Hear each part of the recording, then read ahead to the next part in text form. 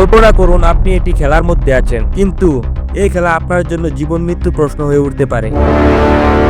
456 জন মানুষ আর একমাত্র পুরস্কার $45 মিলিয়ন। আপনি কি এই খেলাটা খেলতে রাজি? এটি শুধুমাত্র একটি সিরিজ নয়, এর মধ্যে লুকিয়ে আছে মানুষের বাস্তব জীবনের সবচেয়ে বড় বই।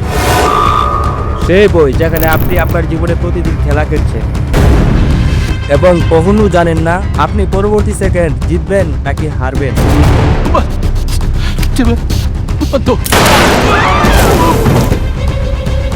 ওয়াং ডং হিউক এই সিরিজের নির্মাতা, এক সময় নিজেও জীবন যুদ্ধে জড়িয়েছিলেন।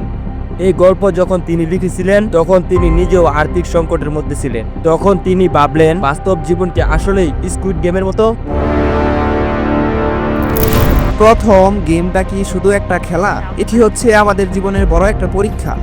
আপনি জানেন না কখন আপনার সুযোগ চলে আসবে। আপনি কি জানেন যে এই গেমের পেছনে অনেক দার্শনিক রয়েছে যা আমাদের প্রতিদিনের জীবনকেই তুলে ধরে।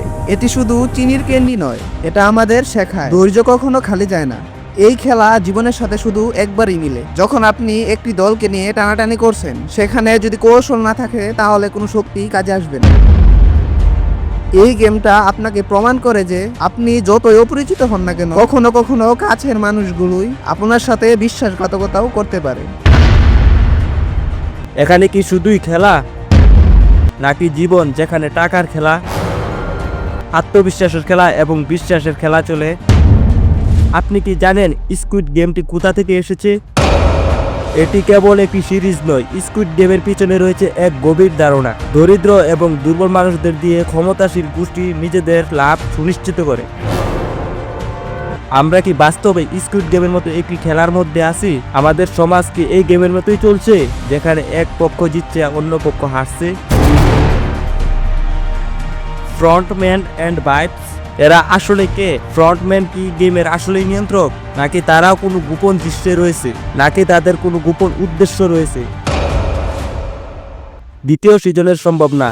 স্কুইড গেম কোথায় যাবে? প্রথম সিজনের পরিণতি দেখে আপনি কি মনে করেন? এই গেমে কি একদিন শেষ হবে, নাকি আরো ভয়ঙ্কর পরিণতি অপেক্ষা করছে? একটি বড় প্রশ্ন, জীবনটা কি সত্যি স্কুইড গেম? শেষ পর্যন্ত স্কুইড গেম আমাদের বড় একটা প্রশ্ন ছুড়ে দেয়। আপনি যদি এই গেমের অংশ হতেন তাহলে আপনি কি গেম খেলতেন আর কতদিন জিততে পারতেন? তো আজকে এই পর্যন্তই শেষ। আপনারা যদি স্কুইড গেমের দ্বিতীয় পর্ব দেখতে চান তাহলে এই ভিডিওতে 500 লাইক দিন, তাহলে আমরা দ্বিতীয় পর্ব নিয়ে আসব। তাহলে চ্যানেলটা সাবস্ক্রাইব করতে ভুলবেন না।